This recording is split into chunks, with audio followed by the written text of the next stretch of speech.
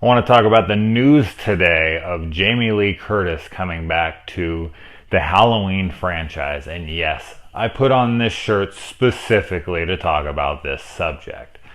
One piece of Halloween lore I can't ever take off is on me forever. So, you can see in the background there and plenty of other shit. I've been a Halloween fan since I was 5 years old. It was literally the first horror movie I ever saw. It's what got me into the genre.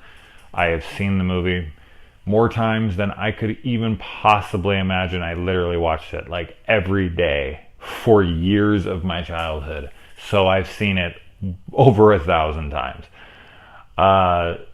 This is news that is kind of, I don't know.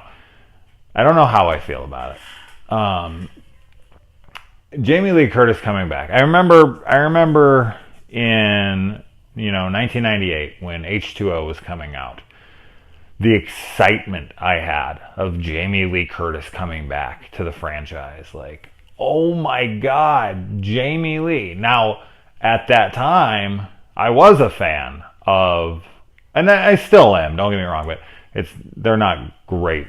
Like Halloween 6 is not a great movie. I'm well aware of that. But I did really enjoy it at the time, and I can still enjoy it now, even though I rewatched it recently, and I can definitely see why people just hate it.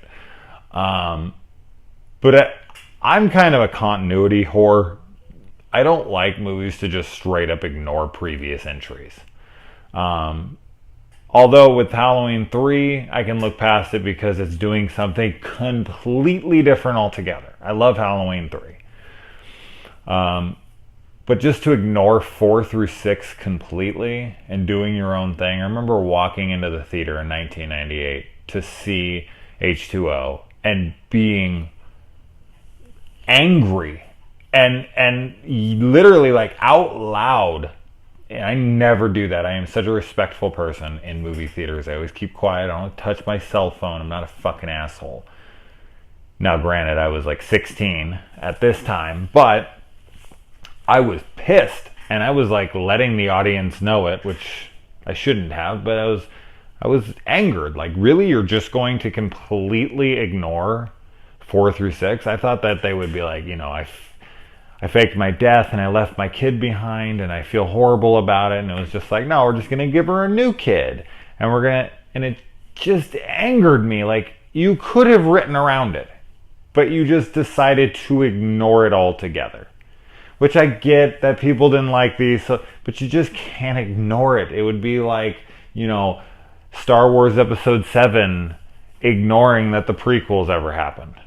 In all the lore. I mean, I read all the Star Wars books, and it's not like they just ignore that the prequels happened because most people, a lot of people, not most people, but a lot of Star Wars fans despise them, and they're kind of just frowned upon. But they don't just ignore them, and I don't know. So when this was announced, it was just kind of like, wait, like I thought originally when McBride and them were hired on to write and direct, I thought that they were going to do this pretty shortly after the events of Part 2, because they said it was going to be a sequel to Part 1 and Part 2.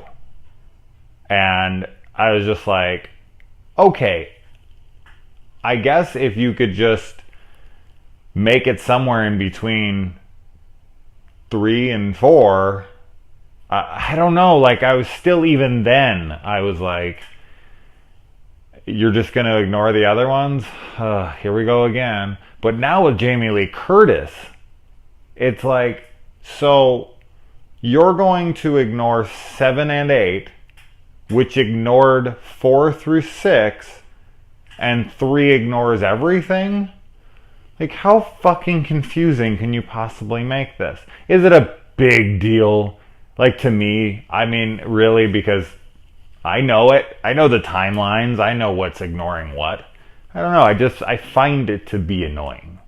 So, John Carpenter being on board with this, and that's who put out, the announcement that I saw was John Carpenter's Facebook page, I think was what it was, that put out this announcement. So obviously he is on board with this. And with John Carpenter, I mean, if H2O had Carpenter on board, I think it would have been 10 times better, because I personally don't like H2O at all. And I hate Resurrection. I've never met a single person that likes that movie.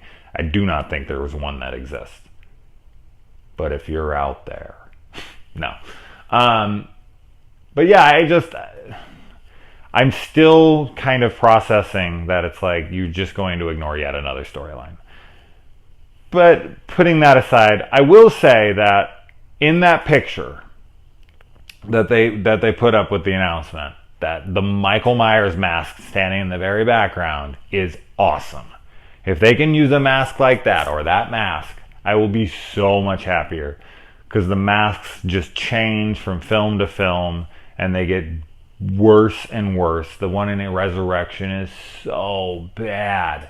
Now, Rob Zombie did bring back, pretty much a replica of the original mask in his first one, and it was so nice to see. Like, oh my God, there's the real mask. So let's hope that they bring back a great mask. I don't know where the hell he would have got it. I don't know when this is going to take place. I mean, it clearly has to be, and that's just it.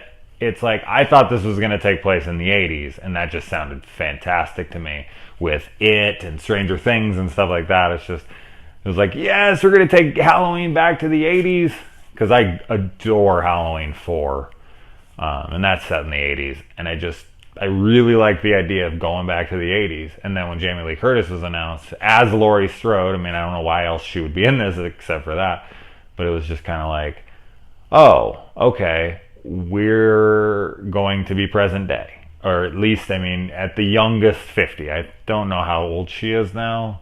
I want to say that'll be the 40th anniversary, and she was like 17 the first, so she's like 57, 58 now.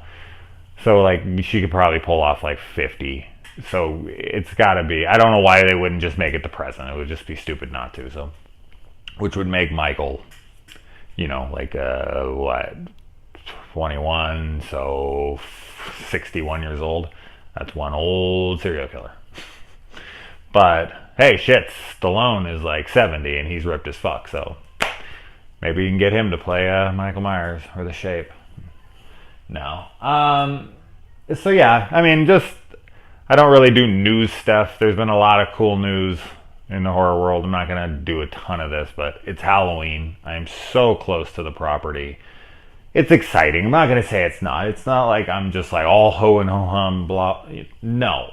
Jamie Lee Curtis coming back with John Carpenter to do a Halloween that's being produced by Blumhouse, which I believe they'll let them do what they want to do, is crazy exciting.